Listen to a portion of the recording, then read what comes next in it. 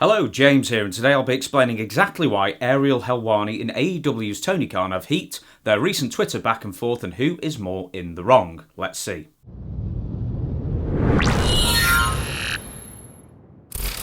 Ariel Helwani interviewed Tony Khan back on the 5th of October 2022, and Tony, a month removed from the CM Punk EVP's backstage brawl that saw everyone get suspended, was playing the "I can't talk about anything because of legal issues" card. Sure, you can't talk about certain things due to an ongoing independent investigation, but you can still discuss the topic to a point, or even say you're disappointed by the whole affair and leave it at that. But Tony point blank refused to discuss the incident on any level.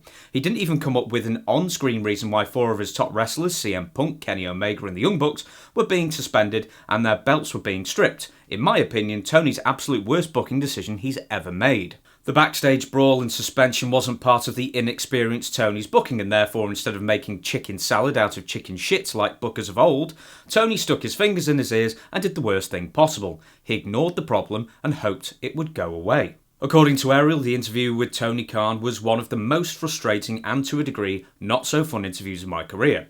Ariel continued, "Tony didn't want to answer anything. You're going to come on and promote X, Y and Z? Great, and I'll play that dance with you. I did at the beginning. But you got to give us something, to not even tell me how you were feeling. I'm not asking for specifics. Alright, fine, I am. But is Punk going to wrestle for you? Is he coming back? And you don't want to get into it, fine, but tell me how you were feeling, give me something." Now, Ariel has had his share of critics in the past. Some, like those from Dana White and Paddy Pimblott, are essentially that Ariel isn't biased enough toward UFC, or that Ariel makes money from his content.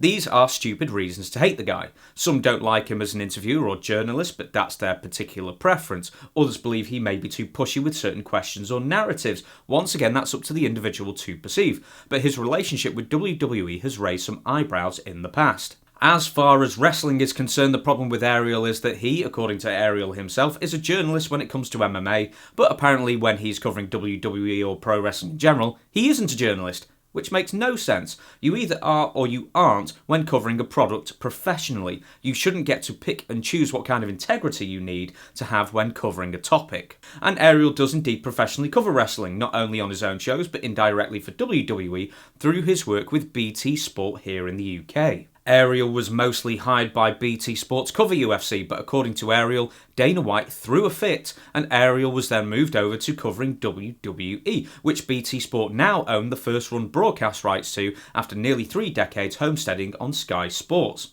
So whether it was the original intention or not, Ariel now covers WWE affairs on a WWE-affiliated station, and Ariel has been accused more than once of covering WWE and its talent favourably, which according to Ariel's logic shouldn't matter, because when he talks about wrestling, he isn't doing under the guise of a journalist or something. Ariel wouldn't be the first journalist to cover a pro wrestling company while working for them, as Mark Madden and Mike Tenay both had radio shows that also covered WCW while working on WCW's 1-900 hotline, which of course was going to be favourable to WCW and biased against the WWF. I'll mention at this time that it also doesn't help that Ariel's old agent is current WWE co-CEO Nick Khan, so there's that. Ariel's knowledge of pro wrestling also really leaves a lot to be desired. I mean, did you ever see that list of top British wrestlers of all time that he came up with? Not to mention a number of other infographic lists he's produced for BT Sport recently. Goodness knows that I am no pro wrestling historian, but Ariel comes off as someone who really has no general overview of the business, only maybe a WWF fanboy who watched for a couple of years when the business was hot, and now catches SmackDown or sees highlights on YouTube from time to time because he feels he's obligated to. The reason why Ariel got so much heat for the Tony Khan interview from certain circles is that around the same time frame he also had a well-publicised sit-down chat with new WWE Chief Content Officer and de facto face of WWE, Triple H.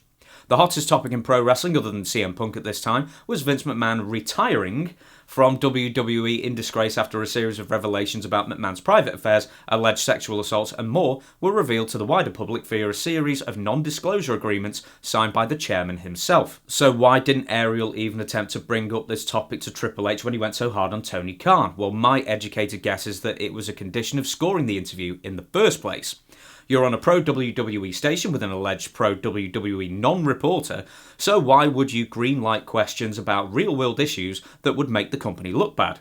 WWE very much has its own history of picking and choosing who to grant interviews to, who they give information to, and etc. Now on to Tony Khan. We all know the myriad reasons people don't like Tony Khan, from a personal standpoint, to his booking skills, to being a rich kid who never had to work for anything in his life, to the fact he can't get into a wrestling ring without falling over. And here's another criticism of Tony Khan. He can't deal with criticism or controversy.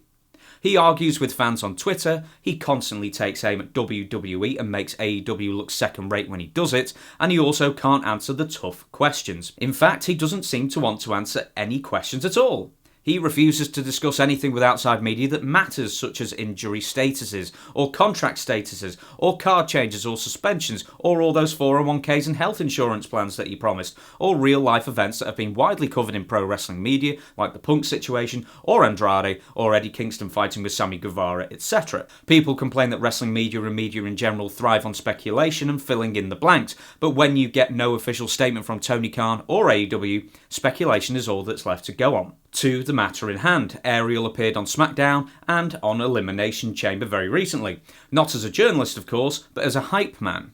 Tony Khan saw this, and since he apparently didn't get over Ariel essentially calling him one of the worst people he ever interviewed, almost immediately tweeted the following: "You're a fraud, Ariel Helwani. You're as legitimate of a reporter as Tony Schiavone." This apparently wasn't meant as a dig to Tony Schiavone, although it sure came across as one, but more that Ariel is nothing but a hype man for WWE like Schiavone is for AEW. Ariel soon tweeted back: "Thanks for watching, old friend. Can't wait for our next chat. Also, don't listen to the snowman, Schiavone. You're a legend in my books."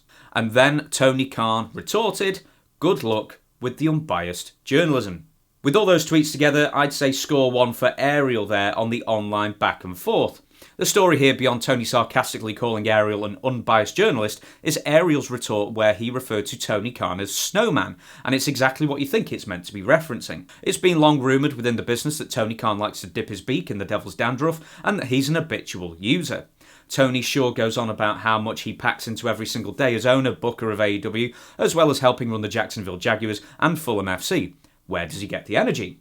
That rumour definitely picked up during the CM Punk press conference, as Tony's pupils were dilated and he was whipping his head back and forth like a caged canary in the mating season. Or he could have some sort of hyperactivity disorder, or he could be on legally prescribed medication that causes such things, or he could just be really excited and can't physically control himself or his pupils from dilating. But the rumour behind the scenes runs very much along the snowman lines rather than an inability to relax. So who's in the right and who's in the wrong here? I just had to hear Dave Meltzer's opinion to see if he would defend Tony Khan implicitly, and guess what? Meltzer fully backed Tony Khan and fully blamed Ariel for this whole Twitter spat, ignoring the fact it was Tony Khan who threw shade first. I'm not a Meltzer hater like a lot of you are on this channel, and according to the comments, apparently a lot of you are. But Big Dave needs to pull his tongue out of Tony's arsehole on this one. Tony insulted Ariel out of the blue, and Ariel responded. I was always taught if someone goes after you, you do one of two things.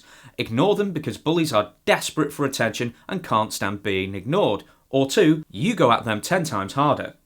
Ariel chose the latter, and this seems fair enough to me when the initial tweet was from Tony and was entirely unsolicited. Yes, Ariel's argument for covering WWE while working indirectly and now directly for them is a conflict of interest, but according to Ariel himself, the whole SmackDown and Elimination Chamber appearances were all last minute, and he was excited to appear on TV. Make of that what you will. The other issue is if he tweeted the snowman line to get himself brownie points and further ingratiate himself with WWE.